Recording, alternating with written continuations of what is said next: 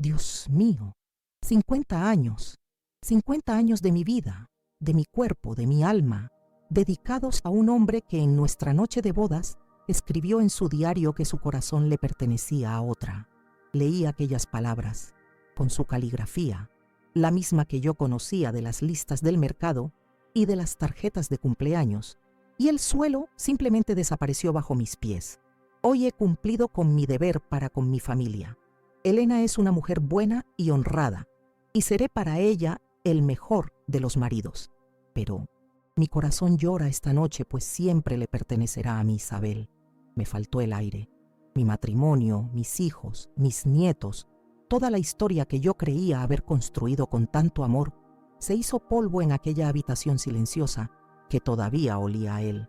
Antes de continuar, por favor, si esta historia ya ha tocado tu corazón, dale me gusta y compártela. Suscríbete aquí al canal y activa las notificaciones, porque lo que descubrí después fue aún más devastador. Necesito compartir esto. Necesito saber que no estoy sola. Piensa un poco. ¿Qué harías en una situación así? ¿Crees que soportarías 50 años de una mentira contada con tanto cuidado, con tanta perfección? Házmelo saber, por favor. Los necesito conmigo en esta travesía. Elena es una mujer buena y honrada, y seré para ella el mejor de los maridos. Esa frase, que debería pues haber sido un consuelo, fue la puñalada más profunda. No era amor, era un premio de consolación, una obligación, una sentencia. Durante 50 años, él fue, de hecho, el mejor de los maridos. Atento, presente, un padre ejemplar para nuestros hijos. Nunca levantó la voz, nunca me faltó al respeto, nunca me dio ni un solo motivo para dudar de su lealtad. Y ahora entiendo por qué. No estaba siendo un marido enamorado, estaba desempeñando un papel, y lo hizo con una maestría que me engañó durante toda una vida, y lo peor, me engañó a mí misma. Para que entiendan la magnitud de mi shock, necesitan saber quién era yo hasta hace 2 semanas. Yo era doña Elena, la esposa de don Rafael, uno de los empresarios más respetados de la Ciudad de México, la matriarca de una familia que era vista como un ejemplo. Nuestra casa, los domingos, se llenaba con las risas de nuestros 3 hijos y 8 nietos. Yo era la mujer que organizaba las cenas de Navidad, a la que todos buscaban para un consejo, la base sólida sobre la que todos se apoyaban. Mi vida era un castillo de naipes perfectamente equilibrado, y yo me enorgullecía de cada una de sus cartas, sin saber que la carta fundamental era una mentira. Todo esto sucedió hace poco más de un mes. Hacía exactamente 2 semanas que habíamos enterrado a Rafael. El luto era pesado, claro, pero era un luto que yo consideraba normal. El dolor de la nostalgia, de la ausencia. Recibí cientos de pésames, todos diciendo lo mismo. Qué hombre tan íntegro era su marido. Qué suerte la suya haber vivido un amor tan hermoso. Y yo, con el corazón apretado de viuda, agradecía, sintiendo un orgullo inmenso por el legado de amor que él había dejado. Poco sabía que mi verdadero luto, el dolor más terrible y solitario que un ser humano puede sentir, aún no había comenzado. Aquel día específico, un martes gris, decidí que necesitaba empezar a organizar sus cosas. Su despacho era una forma de mantenerme ocupada, de sentir su presencia allí. El olor del tabaco suave que fumaba en su pipa todavía estaba impregnado en las pesadas cortinas de terciopelo. Pasé la mano por sus libros, sus trajes, colgados en el armario contiguo, sintiendo una nostalgia que llegaba a doler físicamente. Estaba simplemente cumpliendo el triste guión de una viuda, ordenando los recuerdos, cuando me topé con el último cajón de su imponente escritorio de caoba, el único que él siempre mantenía cerrado con llave. Siempre supe de la existencia de aquella pequeña llave dorada que guardaba en un rincón discreto de su cartera. Nunca me atreví a preguntar qué había allí. Era su espacio, y en una relación de big confianza, eso bastaba. Ahora la cartera estaba allí, sobre la mesa, y la llave parecía llamarme. Mis manos temblaban un poco, no por miedo, sino por una reverencia tonta. Abrí el cajón, y allí dentro, perfectamente alineada, había una caja de madera oscura, sin ningún adorno. No era un cofre, era un relicario. Al abrirla vi los diarios, varios de tapa de cuero, atados con una cinta. El primero tenía en la portada la fecha de nuestra boda. Fue ese el que tomé, con el corazón todavía lleno de aquel amor que yo creía que era nuestro.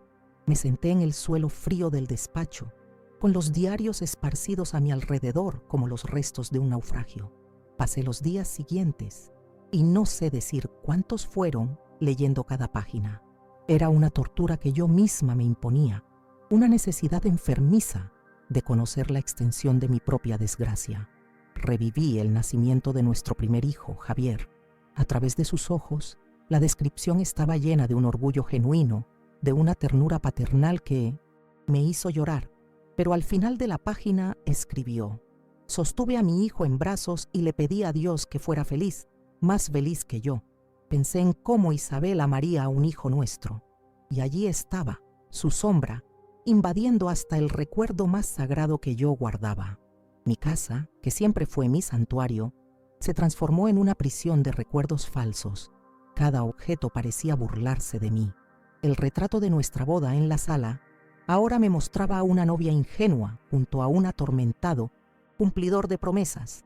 El sillón donde él se sentaba a leer el periódico parecía guardar el peso de sus secretos. Incluso la vajilla que usamos en todas las bodas me parecía una farsa. Yo caminaba por las habitaciones como una extraña, tocando los muebles, las fotografías, intentando encontrar un único instante, un único recuerdo que no estuviera ahora contaminado por la presencia fantasma de Isabel. Mis hijos, en su infinita bondad, no se daban cuenta de la naturaleza de mi dolor. Javier, mi hijo mayor, vino a almorzar conmigo y me encontró pálida, con los ojos hundidos. Tomó mi mano y me dijo, con la voz llena de cariño: mamá, tienes que cuidarte. A papá no le gustaría verte así. Él te amaba más que a nada. Cada palabra suya era un clavo siendo martillado en mi ataúd. Quería gritar. Quería arrojar los diarios sobre la mesa y decir: su padre amaba a otra. Nuestra vida fue una mentira. Pero ¿cómo podría hacer eso? ¿Cómo podría destruir la imagen del héroe que él fue para nuestros hijos? Así que solo asentí y forcé una sonrisa. Mi hija, Lucía, me llamaba todas las noches. Ella, la más sensible, intentaba animarme con recuerdos felices. Mamá, ¿recuerdas aquel viaje que hicimos a San Miguel de Allende en nuestro 25 aniversario de bodas? Papá mandó a llenar la habitación del hotel con gardenias, porque son tus favoritas. Era el hombre más romántico del mundo. Mi corazón se partió en 1000 pedazos. Recordaba ese día, por supuesto, pero su diario contaba otra versión. Había escrito que el olor de las gardenias le recordaba al jardín de la casa de Isabel.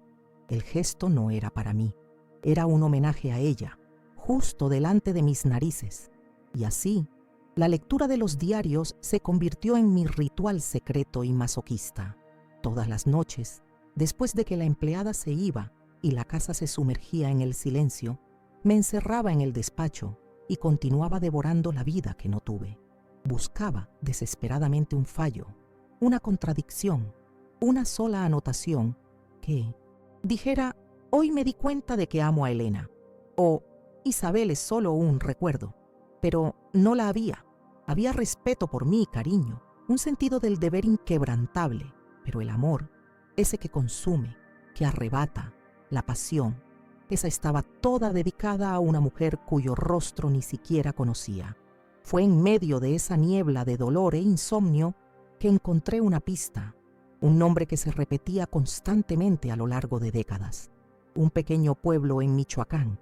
Era allí donde él e Isabel se habían conocido en un verano de su juventud. En una de las últimas anotaciones de hace pocos años escribió: pasé en coche por la carretera que lleva al pueblo. No tuve el valor de entrar. Ella me dijo, en aquella época, que me esperaría para siempre. Una parte de mí se pregunta si cumplió la promesa. Aquella frase se encendió dentro de mí como una brasa. Esperaría para siempre. La mujer todavía existía.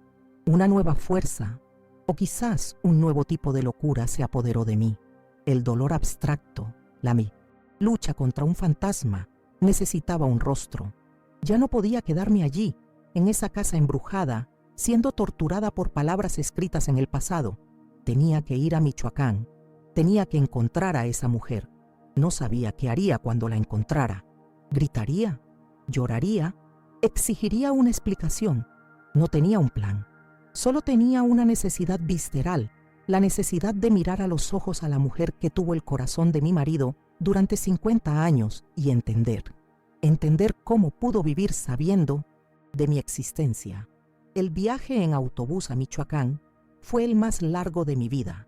Yo, que estaba acostumbrada a mi chofer particular o a que mi hijo me llevara a donde necesitara, ahora me veía sentada en un asiento gastado, viendo el paisaje de la ciudad ser devorado por un México más sencillo, más rural.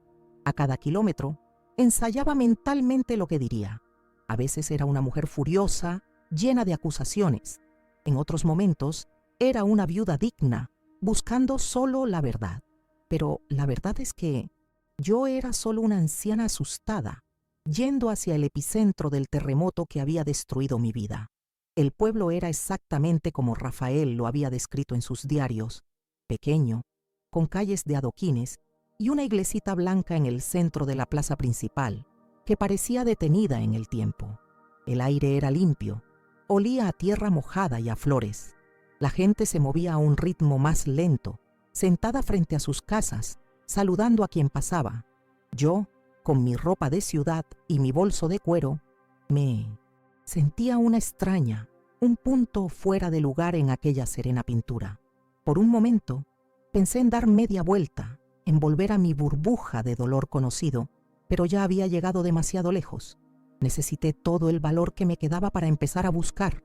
Entré en una pequeña tienda de artesanías, fingiendo interés en vasijas de barro de colores. La dueña era una señora de cabello blanco trenzado y un rostro surcado de arrugas amables. Le saqué conversación, elogié el pueblo y, de la forma más casual que pude, pregunté por una familia antigua, quizás por una señora llamada Isabel, que hubiera vivido allí toda la vida. Los ojos de la mujer se iluminaron con un brillo de reconocimiento. ¿Isabel? Claro que sí. La Isabel de las Flores. Vive al final de esta calle, en la casa con la reja de madera cubierta de bugambillas moradas. No tiene pierde. Mi corazón latía desbocado mientras caminaba hacia la casa. Cada paso era una batalla. La casa era exactamente como la mujer la describió, sencilla, encalada de blanco, pero el jardín era una explosión de colores. Rosas, dalias y sobre todo bugambillas. Me detuve frente a la reja, con la mano temblando, incapaz de empujarla. ¿Qué esperaba encontrar? Una mujer amargada, una solterona resentida, una rival que se sentiría victoriosa al verme. Respiré hondo, le pedí a Dios fuerza y llamé. La puerta se abrió y ante mí apareció una mujer de mi edad, con los ojos más serenos que he visto en mi vida y las manos sucias de tierra, sosteniendo una pequeña pala de jardín. No necesité decir mucho. Creo que el dolor estaba estampado en mi rostro. Solo murmuré: soy Elena, esposa de Rafael. Su nombre quedó flotando en el aire entre nosotras. Ella no mostró sorpresa, ni miedo, ni rabia. Solo una tristeza profunda y antigua se apoderó de sus facciones. Era como si me hubiera estado esperando durante 50 años. Sus hombros cayeron un poco, en un gesto de cansancio infinito, y me dijo con voz suave: por favor, entre. Estaba cuidando mis flores. No había hostilidad, solo una invitación a entrar al mundo que, hasta entonces, solo existía en las páginas de un diario. Nos sentamos en su modesta sala, con muebles sencillos de madera y un olor a lavanda en el aire. Fue ella quien rompió el silencio que parecía cargar el peso de décadas. ¿Fue un buen marido para usted, Elena? ¿Le dio una buena vida?, preguntó mirándome directamente a los ojos. La pregunta me desarmó por completo. Yo, que venía preparada para una guerra, no sabía cómo responder. Antes de que pudiera decir nada, continuó: fui yo quien lo despidió. Fui yo quien le dijo que se casara con usted, que cumpliera con su deber familiar, que fuera el hombre de honor para el que fue criado. Me quedé mirándola, a aquella mujer que debería ser mi enemiga, y lo único que sentí fue un nudo en la garganta tan grande que apenas podía respirar. Ella no era la villana de mi historia, era otra víctima. Continuó, con la voz embargada por primera vez. Él me amaba, sí, y yo lo amaba. Pero el amor no siempre es suficiente, ¿verdad? El mundo tenía otros planes para él, para nosotros, y yo recé todas las noches durante 50 años para que fuera feliz a su lado, para que la honrara a usted. Y la honró, ¿no es así? En ese momento, toda mi rabia se disolvió, dando paso a una confusión y una compasión que jamás pensé que podría sentir. Si todavía estás aquí conmigo, sintiendo el peso de este momento, escribe un amén en los comentarios para saber que no estoy sola en esta travesía. La pregunta de ella quedó flotando en el aire, exigiendo una respuesta que venía del fondo de mi alma, no de mi herida. Sí, dije, y mi propia voz sonó extraña para mí, firme y clara en medio del caos de mis sentimientos. La honró. Fue el mejor de los maridos, el mejor de los padres. Nunca me faltó nada. Construyó un imperio para nuestra familia. Me trató como a una reina. Estuvo a mi lado en todas las enfermedades y en todas las alegrías. Me dio una vida que muchas mujeres solo sueñan con tener. Decir aquello en voz alta para ella fue como admitir una verdad dolorosa. Su sacrificio no había sido en vano. Entonces Isabel se levantó y fue hacia una pequeña cómoda de madera. Regresó con una cajita más pequeña que la de Rafael y de dentro sacó un fajo de cartas atadas con una cinta descolorida.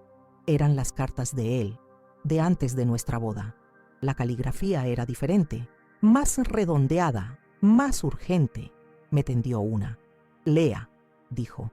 Quiero que conozca al muchacho que amé, no al hombre que usted enterró. En sus palabras había una pasión juvenil, una poesía, una desesperación que yo nunca conocí.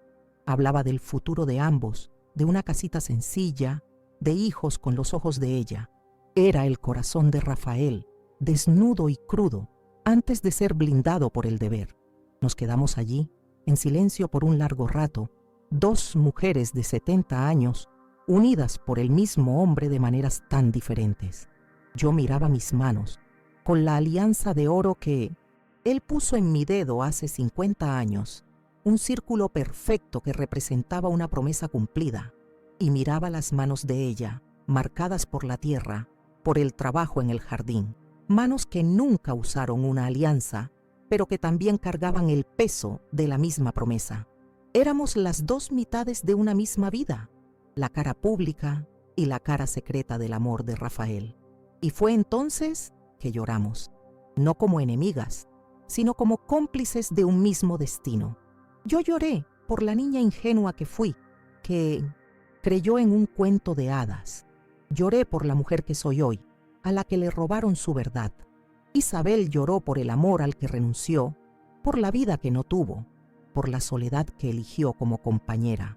Lloramos juntas por Rafael, por el hombre bueno y atormentado que vivió una vida entera atrapado entre el amor y el honor, y que a su manera intentó ser justo con las dos, aunque para ello se sentenciara Sbuboro a su propia infelicidad silenciosa. En aquel llanto compartido, finalmente entendí, mi ajuste de cuentas no era con Isabel, y ni siquiera con Rafael, era con mi propia idea infantil de lo que el amor debía ser.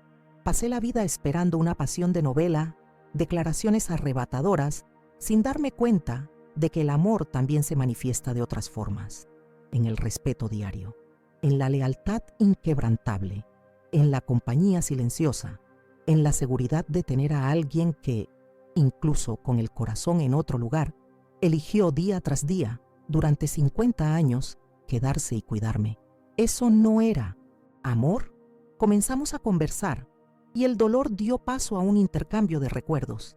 Ella me contó lo torpe que era él para bailar en su juventud, y yo reí, porque siguió siéndolo toda la vida.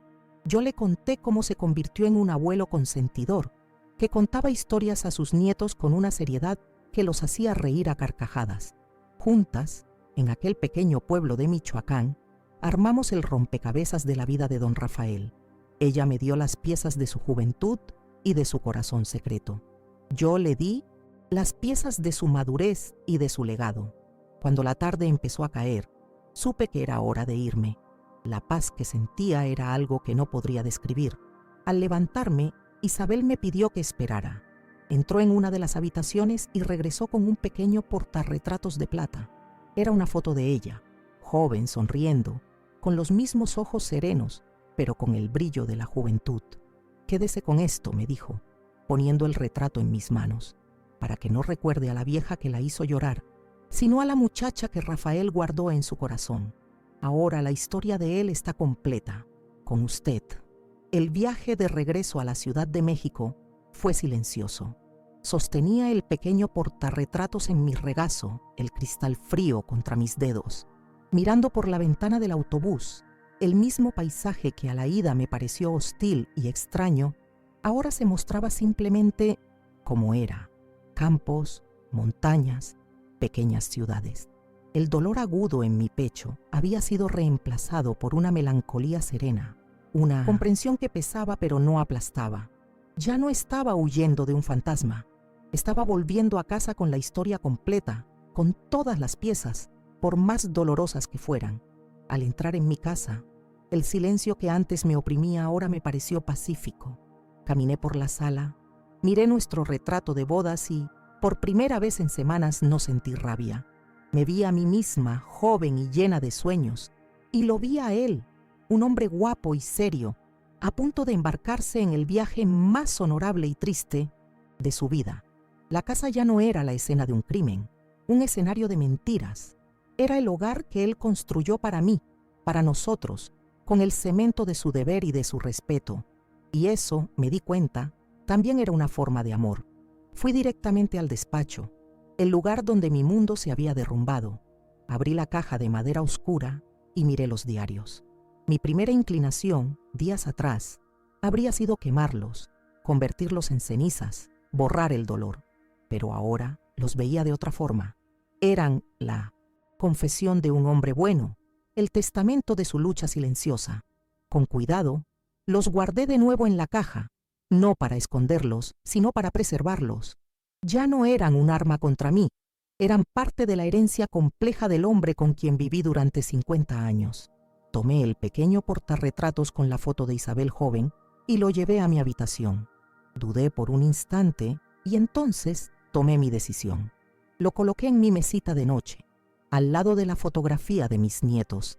Allí, la rival, que nunca existió, la mujer cuyo sacrificio silencioso me permitió tener la vida que tuve, encontraría su lugar de honor. Ya no era una sombra, era la guardiana del corazón de mi marido y yo, la guardiana de su vida. Las dos, de alguna forma, lo mantendríamos completo. Al día siguiente, que era domingo, hice algo que no hacía con el corazón en paz desde hacía mucho tiempo. Fui a la iglesia, no para pedir respuestas, sino para agradecer. Me arrodillé en el silencio del santuario y encendí 3 velas. La primera por Rafael, mi marido, liberándolo de su promesa y de su sufrimiento. La segunda por Isabel, honrando su sacrificio y su digna soledad. Y la tercera vela la encendí por mí, Elena, agradeciendo a Dios por la fuerza que me fue dada para atravesar el desierto y encontrar no el oasis que esperaba, sino la paz que necesitaba. Y ahora comparto esto con ustedes, aquí en esta comunidad. Creo que las historias deben ser contadas para que otras personas no se sientan solas en sus dolores. ¿Qué opinan de mi travesía? ¿Creen que existen diferentes formas de amor o el amor sin pasión no es amor de verdad? Por favor, comenten con su opinión, con lo que sintieron. Y si conocen a alguien que quizás necesite leer esto, alguien que esté pasando por una desilusión o cuestionando su propia vida, compartan mi historia. A veces el dolor de uno puede ser el remedio de otro. Esta noche, por primera vez en mucho tiempo, siento que mi casa está en paz. Y yo también. Abrí un cuaderno nuevo, un diario que será solo mío. Necesito poner mis propias palabras en el papel, contar mi versión de la historia, no solo leerla de él.